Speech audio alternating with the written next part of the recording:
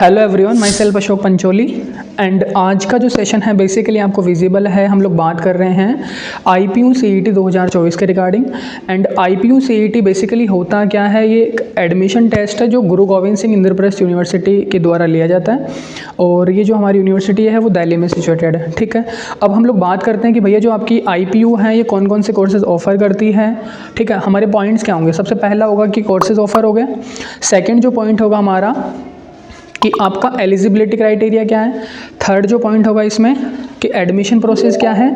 And fourth point जो हमारा इसका होने वाला है कि इसकी डेट्स, टेंटेटिव शेड्यूल क्या है, लाइक काउंसलिंग, रजिस्ट्रेशन एंड आपका एग्जामिनेशन डेट। ठीक है, तो बात करते हैं सबसे पहले हम लोग के कौन कौन से कोर्सेज हैं जो हमारी IPU यूनिवर्सिटी ऑफर करती है। तो लिस्ट में देखिएगा हमारे पास में प्रोग्राम्स जो ऑफर होते हैं GGSIPU के थ्रू।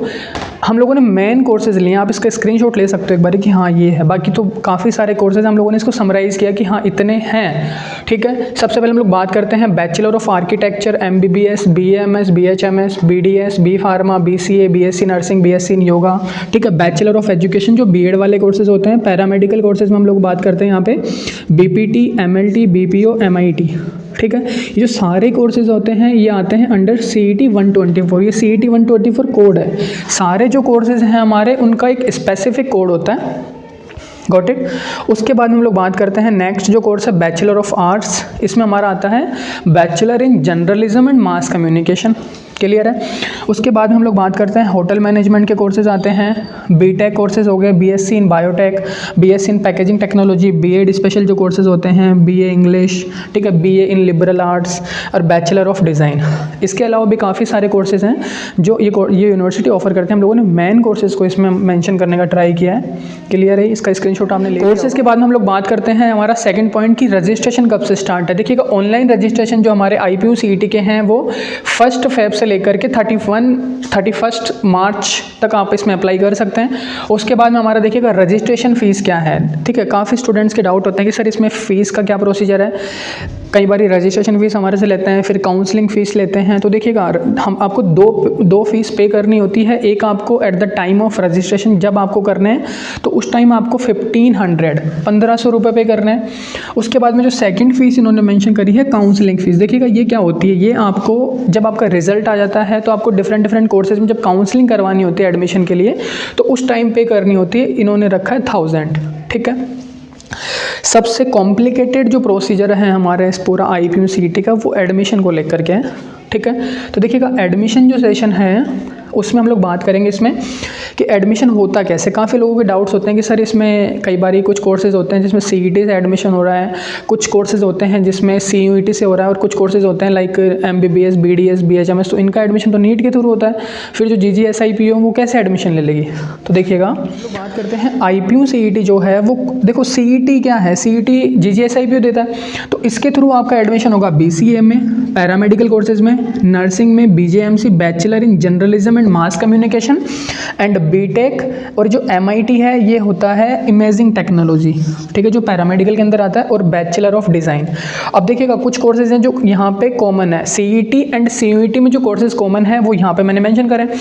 अब यहाँ देखिएगा नर्सिंग का हम लोग एग्जाम्पल लेते हैं। यहाँ से जो आपका BSc नर्सिंग है इसका एडमिशन आपका CET के बेस पे भी होता है, CUET के थ्रू भी होता है, और NLT को हम लोग यहाँ पे मेंशन करते हैं नेशनल लेवल टेस्ट। ठीक है, अब हम लोग बात कर रहे थे नर्सिंग का। तो अगर नर्सिंग का इसका इन्होंने मेंशन करा कि सबसे पहले आपका NLT नेशनल लेवल जो टेस्ट हो रहा है उसके स्कोर को कंसीडर किया जाएगा। अगर उसके बाद भी अगर कोई सीट वैकेंट रहती है तो फिर आपका जो IPU CET है वो खुद के स्कोर को कंसीडर करेगा। उसके बाद भी अगर आपकी कोई सीट वैकेंट रहती तो फिर CUET के थ्रू आपका एडमिशन होगा। जो कॉमन सब में है उनका एडमिशन प्रोसीजर यही है। ठीक है, कुछ बिल्कुल ही जिनका एडमिशन NLT के बेस पे ही होता है वो bachelor of architecture, MBBS, BAMS, BSc nursing, BSc MSc dual degree program जो होता है वो, लाइक आपका इसमें ड्रग डिज़ाइन केमिस्ट्री में BSc MSc है यहाँ पे। उसके अलावा हम लोग बात करते हैं सब मैनेजमेंट जो कोर्सेज होते हैं वो। ठीक है, तो हमारा IPU CET वाला क्लियर हो गया पोर्शन, NLT वाला क्लियर हो गया। ठीक है, ये दोनों हमारे क्लियर हो चुके हैं। तो एक बार के लिए मैं इसको रफ कर देता हूँ 2 मिनट के लिए। अब हम लोग बात करते हैं यहाँ पे कि आपका CUET के थ्रू एडमिशन का क्या प्रोसीजर है। तो देखिएगा CUET के थ्रू आपका एडमिशन का किस तरीके से होता है। इसमें क्या होता है कि आपको मान लीजिए आपने CUET का एंट्रेंस दिया, जो कि अलग से इसका आपको रजिस्ट्रेशन करवाना पड़ता है। अब अगर जो कोर्सेज CUET में आते हैं उसमें अगर आपको एडमिशन लेना है तो क्या करना है, उसके लिए आपको उसके लिए अलग से रजिस्ट्रेशन करना पड़ेगा, जिसकी आपको फ़ी पे करनी पड़ेगी। फिर रजिस्ट्रेशन कब होगा, रजिस्ट्रेशन आपका जब CUET आप दे चुके होंगे उसके बाद में आपका रिजल्ट आएगा, तब आपका इसका विंडो ओपन होती है गुरु गोविंद सिंह इंद्रप्रस्थ यूनिवर्सिटी की, उसमें आप लोगों को रजिस्ट्रेशन करना पड़ता है आफ्टर रिजल्ट। उसके बाद में आपको कंसिडर किया जाएगा IPU CET के जो डिफरेंट कोर्सेज हैं उसके लिए, ठीक है, उसके बाद ही एलिजिबल है आप। CUET का सबसे अच्छा अपॉर्चुनिटी जो है वो LLB कैंडिडेट्स के लिए है, ठीक है, जिनको आपको LLB करनी है तो उसके लिए क्लेट आपने दिया। अगर क्लेट की आपकी डेट निकल गई है तो आप LLB में एडमिशन ले सकते हैं थ्रू दी CUET। क्लियर है ये वाला पोर्शन। तो आई होप कि हमारा जो एडमिशन वाला प्रोसीजर है वो कंप्लीट हो चुका है।